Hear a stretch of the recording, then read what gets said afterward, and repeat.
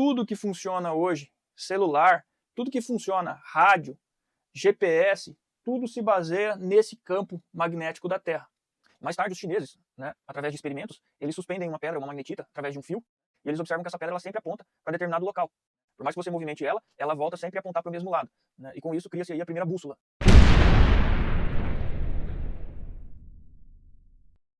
Bom, pessoal, vamos lá para a nossa 16ª aula do curso de Eletroeletrônica, entrando aí no 4º capítulo. E vamos estar vendo o que é magnetismo. Tá? Eu quero que no final dessa aula vocês possam descobrir o que é o magnetismo, né? O que é o campo magnético, quais as aplicações do magnetismo, né? Principalmente na eletrônica, na elétrica, né? O que é indução magnética, por que dizem que a Terra ela é um grande ímã. Bom, há muitos séculos atrás, antes de Cristo até, já se conhecia o ímã, né? Foi lá na Grécia, numa cidade chamada Magnésia, que descobriram uma pedra com propriedades de atrair outras pedras iguais ou materiais ferrosos, né?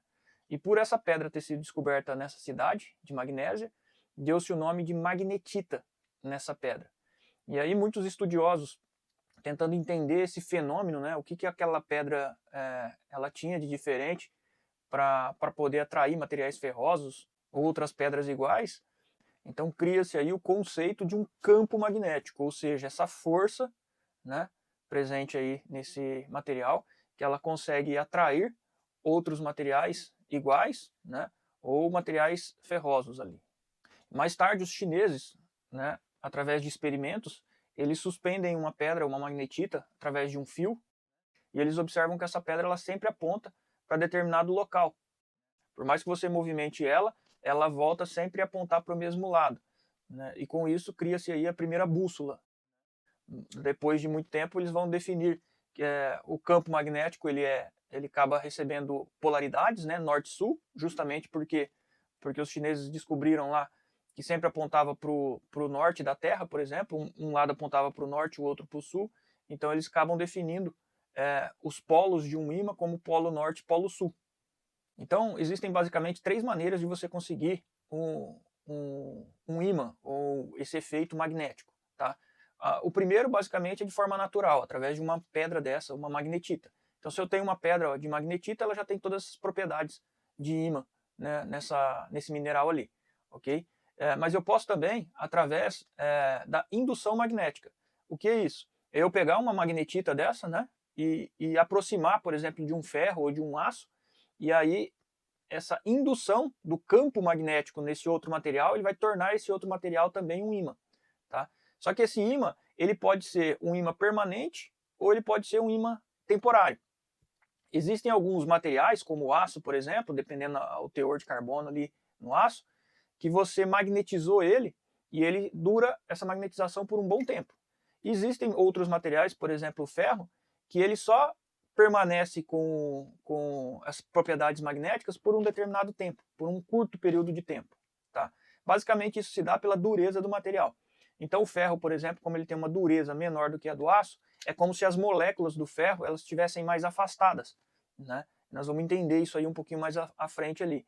Então, como as moléculas elas estão mais afastadas, eu tenho mais espaço entre uma molécula e outra, né?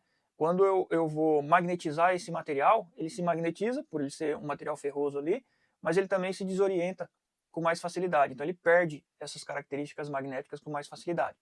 Já o aço, como ele tem uma dureza maior, é como se as moléculas elas estivessem mais próximas uma da outra ali, né? Então, com certeza, eu tenho uma quantidade bem maior de molécula também naquele material. Então, quando eu imanto, quando eu faço a indução magnética, né, nesse material, ele permanece ali por um tempo muito maior com essas propriedades magnéticas. Tá? E tem também uma forma, a terceira forma, que é através da indução eletromagnética. E essa é a ideia que nós vamos entender bem a fundo, então vai ter uma aula dedicada só para essa parte de eletromagnetismo, para a gente entender também como que a gente consegue transformar certos materiais em ímãs, né, através do eletromagnetismo. Ok? Bom, e ainda devido à experiência lá dos chineses, né, devido à atração da pedra pelo polo norte e polo sul, né, define-se que um ímã ele recebe um polo norte, ele recebe uma definição, né, de um polo norte e um polo sul. apesar de eu desenhar aqui com duas cores, tá? É só para ficar claro que um ímã é como se ele tivesse dividido em polo norte e polo sul. Mas aqui é uma única peça, tá? O polo sul, também por convenção, ele recebe um sinal negativo. E o polo norte, ele recebe um sinal positivo, tá? E ainda assim, admite-se que no polo norte e no polo sul aparece um agente, que é o nosso campo magnético, tá? E que o polo norte e o polo sul, ele possui a mesma quantidade de massa magnética. Por que que eles chegam nessa definição? Porque um ímã, quando você rompe ele, você quebra ele, né? Imagina que eu fiz um corte preciso, exatamente no centro do ímã. Ele não se torna um polo norte e um polo sul isolado. Quando você corta um ímã, automaticamente ele se torna dois ímãs.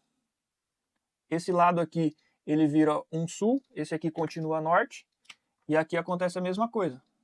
Esse lado aqui ele passa a ser o norte e aquele lá continua sendo o sul. Então toda vez que eu romper um ímã, ele vira um novo ímã, tá? Por isso que eles dizem que a quantidade de massa magnética que tem em cada polo, ela tem que ser igual. Porque eu quebrei aquele ímã, ele vira outro ímã. Se eu quebrar esse aqui, ele vira outro ímã.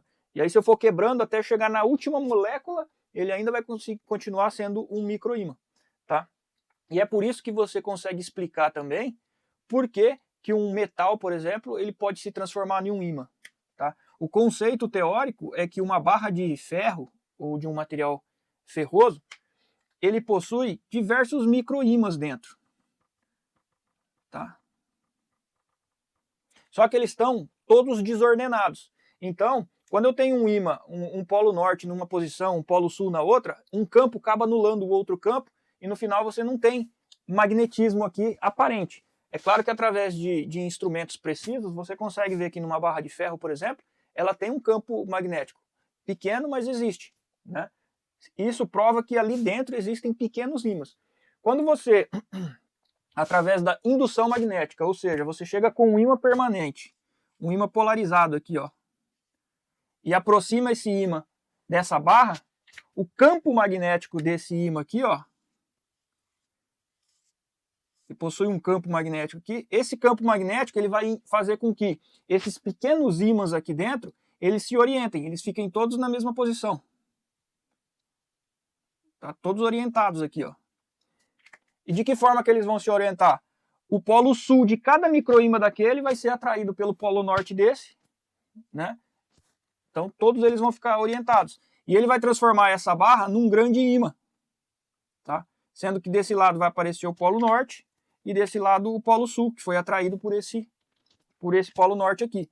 Então, eu aproximando um ímã de uma barra de ferro, eu faço com que aqueles microímãs internos eles se orientem, e aí nesse momento isso aqui transformou-se num grande ímã. Aí entra aquela questão, por que alguns materiais eles permanecem magnetizados por mais tempo e outros não. Então vai depender dessa quantidade. Se eu tenho muitos microímãs dentro, eles se orientam, né, por uma força externa e eles têm mais dificuldade de se desorientar. Agora, se eu tenho pouquíssimos microímãs, a partir do momento que eu tirei aquele campo magnético externo que estava causando aquela indução, aí eles já se desorientam novamente, o material volta a não ter as propriedades magnéticas que ele conquistou aqui na indução. Tá? E desde o momento que eu induzi um campo magnético numa barra de ferro, por exemplo, o campo magnético da barra ela também aparece. E aí, por convenção, também convencionou-se que as linhas de força, que são essas linhas que eu desenhei aqui, ó, que formam o campo magnético, elas não se cruzam, elas estão sempre paralelas, tá?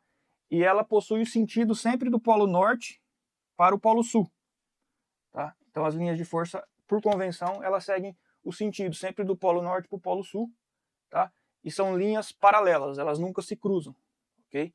Guardem isso porque quando chegarmos lá na parte de eletromagnetismo, isso vai fazer bastante diferença. Bom, e como vimos, o campo magnético ele se assemelha muito a um campo elétrico, né? Então, como nós já estudamos a parte da eletricidade, para que vocês não esqueçam esses conceitos da parte de magnetismo, basta você fazer uma relação, tá? Com a eletricidade. No caso, a eletricidade ela possui polaridade, positiva e negativa. O campo magnético ele também possui polaridades, polo norte e polo sul. Aí você relaciona sempre o polo norte ao positivo e o polo sul ao negativo, ok? Na eletricidade, cargas de mesmo sinal se repelem, cargas de sinais opostos se atraem. No magnetismo, a mesma coisa. Polo norte com polo norte, ele vai se repelir. Polo sul com polo norte, eles vão se atrair. Bom, e do mesmo jeito que na eletricidade existem materiais que têm facilidade em conduzir a corrente elétrica e tem materiais que têm dificuldade em conduzir a corrente elétrica, no campo magnético também. Existem materiais que têm mais facilidade em conduzir o campo magnético, né, ou se transformar num ímã, como nós vimos agora, e outros materiais eles têm mais dificuldade em conduzir esse campo magnético ou se transformarem em um ímã. Então, para definir esses materiais, criou-se aí a permeabilidade magnética. O que seria isso? Foi definido que a permeabilidade magnética no vácuo é igual a 1. Tá? Então, a permeabilidade no vácuo é igual a 1. Ok? E aí, todo material permeabilidade, ou seja, que permite o magnetismo, sempre que ele for menor do que 1, ele vai ser chamado como material diamagnético. Tá? Então, todo material que ele for, ou seja, eles criaram a permeabilidade no vácuo, eles definiram que esse fluxo magnético no vácuo ele é igual a 1, tá? E todo material que ele tiver um fluxo menor do que 1, ele é diamagnético. Todo material que for maior do que 1, ele é paramagnético. Tá? E existem materiais que ele é muito maior do que 1. Esses materiais que são muito maior do que 1, eles são os ferromagnéticos. São esses materiais que nós estamos falando ali. O ferro, o aço, existem algumas ligas, né? O silício, ferro com silício. A mais conhecida hoje é o neodímio, né? Que também é uma liga formada ali por alguns materiais. Então esses materiais, eles são ferromagnéticos. Então sempre que você vê um material ferromagnético, ou um material que tem facilidade em conduzir o campo magnético ou se transformar num ímã, esses materiais eles são ferromagnéticos. E como que eu sei que ele é ferromagnético? É porque ele tem uma permeabilidade magnética muito alta, muito maior do que 1. Tá? Então definiu-se aqui que no vácuo é 1, menor do que 1 é diamagnético, ou seja, ele quase não conduz o campo magnético. Paramagnético ele conduz, mas o ferromagnético ele até assume propriedades magnéticas. Okay? No caso aí, o exemplo que eu dei, o ímã de neodímio, né? É um material ferromagnético. Você aplica um campo magnético nele, ele se transforma num ímã e ele fica por muito tempo aí com as propriedades magnéticas. Como exemplo, ó, uma tabela de vários materiais aí e a permeabilidade magnética de cada um. Ok? Então vejam lá que o ouro, a prata, eles são todos materiais diamagnéticos. Ok? Já o ferro, o aço, eles já são materiais que possuem uma alta permeabilidade, ou seja, eles são materiais que conseguem conduzir um alto fluxo de campo magnético aí, ok? E aí também entram umas ligas aí. Esses materiais prata, ouro, alumínio, eles têm uma boa dificuldade na passagem do campo magnético. Porém, se você submeter esses materiais num campo muito intenso, observou-se que materiais diamagnéticos, se você submeter ele a um alto campo magnético, eles são repelidos pelo campo. Tá? Então qualquer material diamagnético, se você coloca ele dentro de um campo magnético, eles são repelidos por esse campo. E os materiais paramagnéticos, eles são atraídos. Então se você pega um material ali, por exemplo, diamagnético lá, um pedacinho de prata, e coloca ela dentro de um campo magnético de alta intensidade, ela é repelida por esse campo.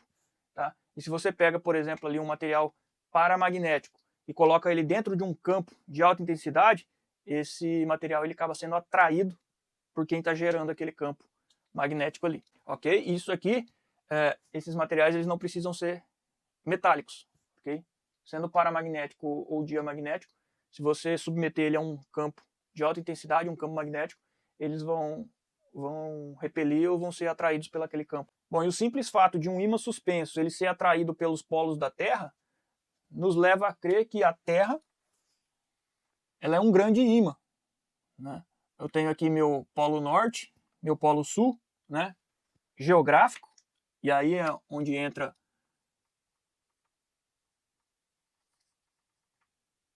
tá? Então eu tenho meu polo norte e meu polo sul geográfico, e aí é onde confunde um pouco as pessoas, que se eu tenho um ímã aqui, ó, tá? Que ele foi convencionado também como polo norte e polo sul.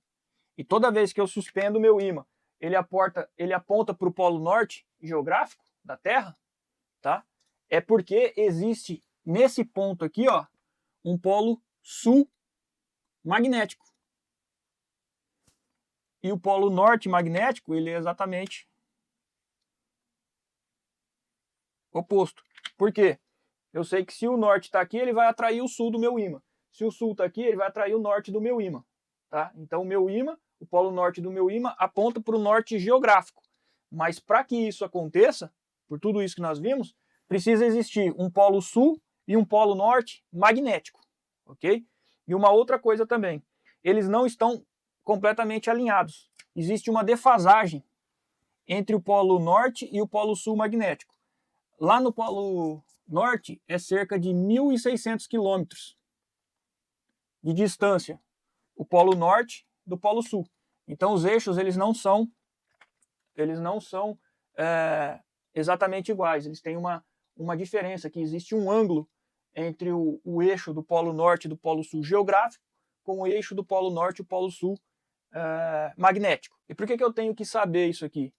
Tudo que funciona hoje, celular, tudo que funciona, rádio, GPS, tudo se baseia nesse campo magnético da Terra. Tá? Se esse campo magnético se cessar, todos esses aparelhos eles param de funcionar. Uma outra coisa interessante é que no nosso cérebro, no cérebro dos animais, existem, já foi confirmado isso aí, pequenas partículas de magnetita, ou seja, o mesmo material lá do ímã natural. Então isso explica o porquê que os pombos eles conseguem se orientar, por exemplo. Ou seja, alguns animais eles têm uma quantidade maior desse material do que outros, e aí o cérebro ele consegue utilizar desse campo magnético em volta da Terra para se orientar, para ter a noção para onde é o norte e para onde é o sul.